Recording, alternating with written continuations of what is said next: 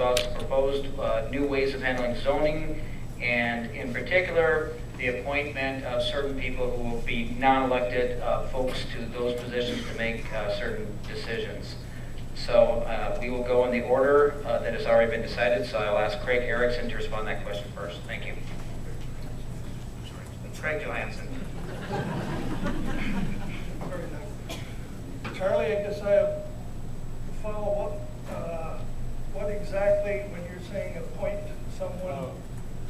Mr. Pedersen wanted, in the new zoning, he wants to be able to just step aside and not vote on issues that come up in front of the board, and to appoint, say, another committee member that isn't elected to vote for him. Okay, you're talking at the county commission level? Meeting, yeah, right. I vaguely remember some talk about that. It would probably be like, if I remember right, Scott, it would be like the chairman of the zoning board? Is that what we talked about, or was talked about? The chairman is probably as informed as Scott would be, or any representative from the county commission. And as such, if they have the knowledge and the feelings of the full board and they vote, I guess they are expressing their opinion or their sense of feelings from the board. And that would, I guess the question relates more to when you appeal from the planning board that you're on. right? Your appeal is to the county board. Right. Now if he steps aside and appoints you to vote for him, there's no appeal. I guess as far as legalities, I'm not sure on that, Charlie. As far as appealing, Scott, I get a stop sign getting, sorry. First of all, I want to apologize to both Craig and Doug for botching their names.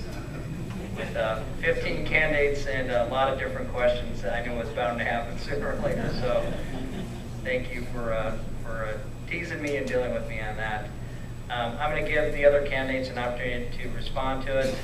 I think they've got the gist of the question, and if we need to have one-on-one later, that certainly can happen after the forum's closed. So I'd ask Doug Erickson to come forward and talk about his views on the question. Thank you.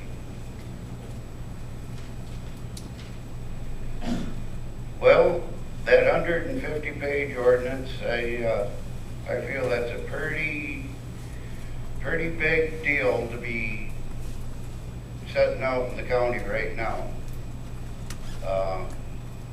There's a lot of things, Charlie, that most of the people, taxpayers and that, don't even know what's happening there. And I'm for one of them. And having somebody fill in for you voting, I don't know if that's really right. And I guess I ain't for that, but I would sort of strongly suggest be at that November 9th commission meeting and get a better understanding of this whole deal. All right, thank you, Doug. Next up will be Kelli Wollmann. Kelli? I guess I'm not all that familiar with that either, Charlie. It does not sound right for someone to step in and vote for somebody else. You are an elected official by the people, and once again, if I am elected, I will work for you. Thank you, Kelli. And next we'll hear from Commissioner Scott Pedersen. Scott?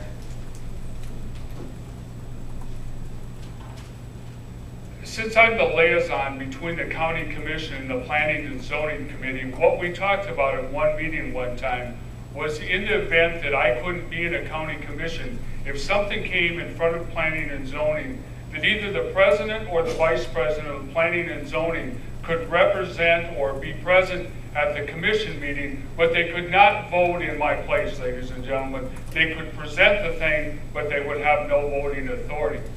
I would concur with Doug Erickson in the fact that we are having a meeting on November 9th.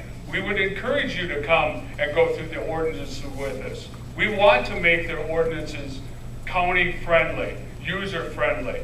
And it is a lot, there is a lot of pages. A lot of those pages are definitions. They aren't all ordinances. Thank you, Commissioner Scott Pedersen. Do we have further questions from the audience for these candidates?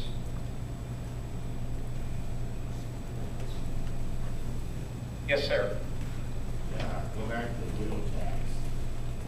When they first presented that to us and brought that in, my memory might be off a little bit, but I thought it was going to be, said it was going to be on this for a few years. How many years has that been? And I believe it started out at $2, now it's $4 a tire. How many more years is that wheel tax going to go? I know there's some counties that don't even have it anymore. All right, thank you, sir, for the question. I'm going to paraphrase and maybe rephrase just a little bit. The question is about the wheel tax. How long do you see a need for that wheel tax to remain in place, and how do you feel about the cost increases that have taken place with that wheel tax? First up in the order is Doug Erickson. Doug? Yeah, the wheel tax has been on for as long as I can remember too. And I don't really think it's right neither. On the other hand, we've got to come up with the money somewhere.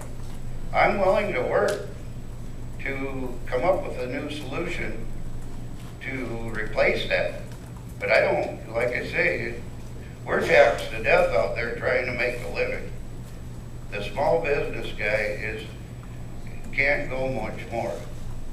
And I don't know, I'm all for the taxpayers' input on how to solve the solution. I'm willing to work.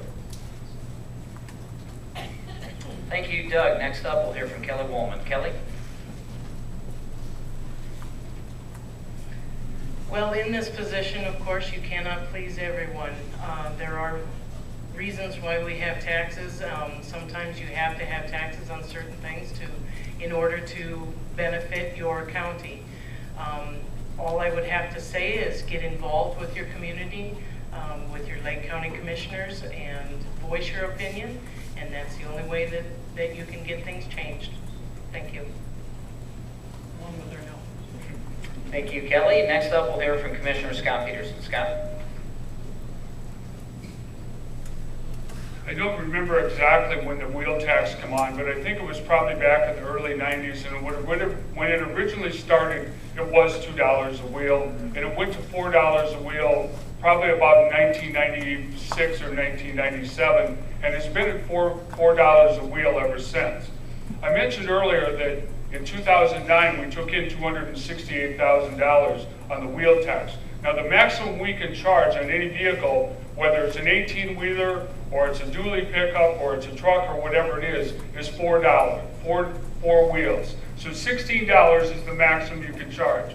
Ladies and gentlemen, we had bids last year to do a mile of overlayment of highway, and it was $100,000. If you want to forgive the wheel tax, we could forgive the wheel tax and we could all be driving on gravel roads or less than roads we have right now. I'm not here to advocate more taxes either, but we have to pay for this some way if we all want it. Thank you, Scott. Next, we'll hear from Craig Johannsen. Craig? Wheel tax was in place before I was on the commission. That was in '98, I believe, is when I first came on. We did increase it to four wheels, or tax 4 wheels. But I guess I have to agree with Scott. We have real estate tax and more or less a wheel tax to help keep up the roads. That's more or less committed to those two types of income. That's all the county has. Not my favorite thing, but we have to keep the roads up, and that's the best we can do.